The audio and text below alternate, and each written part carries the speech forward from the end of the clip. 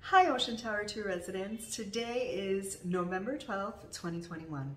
So yesterday we took a tour with our concierge staff to explain how to shut off a domestic water valve in the event that there is a leak in your unit.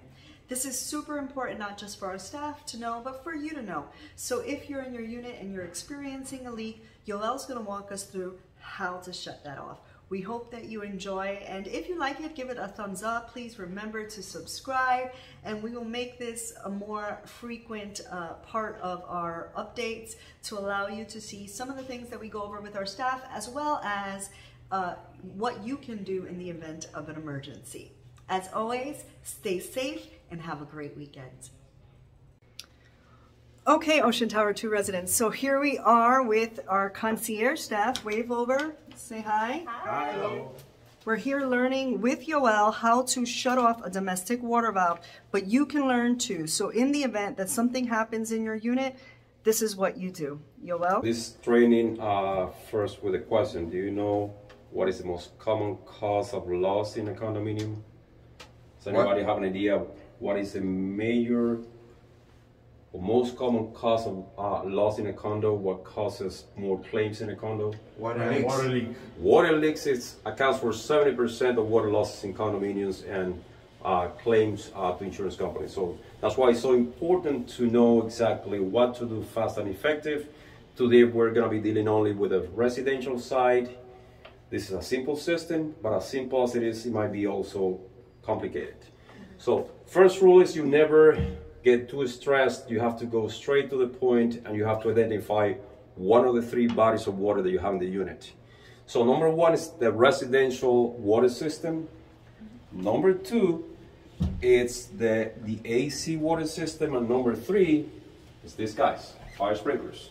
So depending on where you find a leak, you have to act fast and go straight to the body, the water source that is causing the leak. So in case that we have a leak in the domestic system, there's one valve that controls all the water in the unit. The valve is different, it's bigger than the rest. It's the one coming straight from the stack, the closer to the stack. This is our main water supply. So the first valve is the main water supply to the unit. So you turn it counterclockwise to close it. To the left. So you close it. Once you close it, you're killing hot and cold water inside the unit. So of course, when there is a leak and you don't have time to identify whether it's cold or hot water, you kill the main water supply to the unit. If you have a problem with this guy, which is a water heater, this is what we call a bomb. Why we call it a bomb? Because it's a pressurized system. The life of this unit is about 10 years, so every 10 to 12 years this unit is supposed to be replaced. But it's very common to have water leaks associated with it, with a water heater. So no matter if you have to act fast, this is what you do. You go to the main water supply and you turn on the main water supply to the unit. Okay. Now we're gonna be talking about the other body of water that we have in the unit, which is AC unit. This is a water-based AC unit, meaning that this system needs cool water coming from the cooling tower and transfers heat into water, and that's how we remove heat from the units. So there's a water supply and a water return, which are these two pipes that we, let's say that we control and that we supply cool water all the time for the units to work properly. If you see after the two main water lines or water stacks, you're gonna see two valves. These two valves control water flow to the unit. Whenever there is a leak in one of these hoses, by the way, still ready hoses have to be replaced every 10 years. But if you have a leak in the hose, which is the water system to the unit, you have to turn off these two valves. Notice, not one. Even though you have a leak just in one valve, you have to close both valves. Supply and return. Reason why is this is a loop. Since it is a loop, if you close just one valve, you still will have pressure in the system. So you need to close both valves to stop the water leak. We have another system in this AC unit, which is the condensation tray. This is a very common reason why the line gets clogged. So what happens? Water goes up into the tray, you can't release water, and you'll see dripping on the floor. Depending on how bad is the leak, with a vacuum, you should be able to clean the line. Of course, you concierge are not gonna do that. But if we have a leak in the middle of the night, and it's a significant leak, how can you stop condensation if you cannot clean the drain line? The only way to do that is you have to stop the unit. So you literally have to cut power to the unit, which is right here, this disconnect for the unit, and that's the only way that you can stop the leak. Okay? Second body water, and the most important and the most dangerous, fire sprinklers. Everywhere where you see this concealed cover is covering a fire sprinkler head. These fire sprinkler heads are pressurized to 160 psi by the fire pump, and to reach 160 feet of height that we have in the building, it needs to be pressurized almost 40% more pressure than the regular domestic system. So whenever we have a leak in the fire system, it's a major disaster.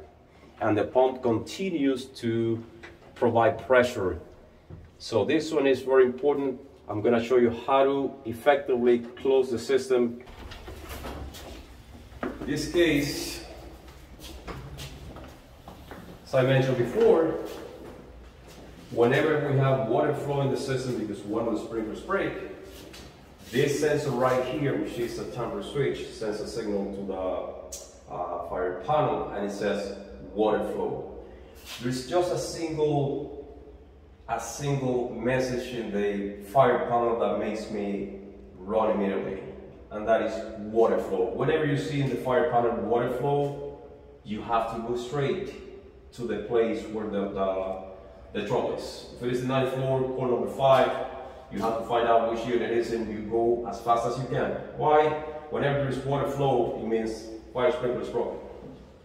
So, the valve that controls flow to, let's say we're 904 to 901, 902, is this one. So you have to turn it. I'm not going to mess with the system now because we're going to have a signal in the fire system, but you close it to the right. So you move it, in other words, I don't want to be messy because we might activate the system.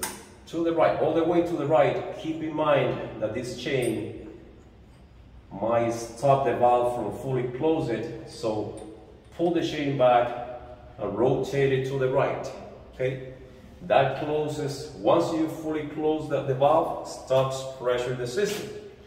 But that doesn't mean that the system automatically, you will still get water inside the unit unless you open this valve.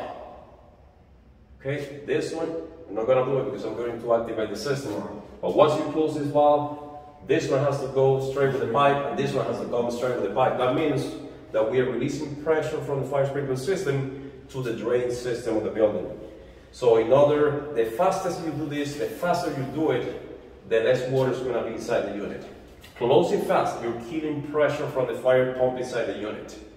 Then you release the water from the sprinkler system to the drain system so that the water that is inside the unit is released to the drain system of the building. This is a little bit more complicated than the other two systems and more dangerous, of course, than the other two systems.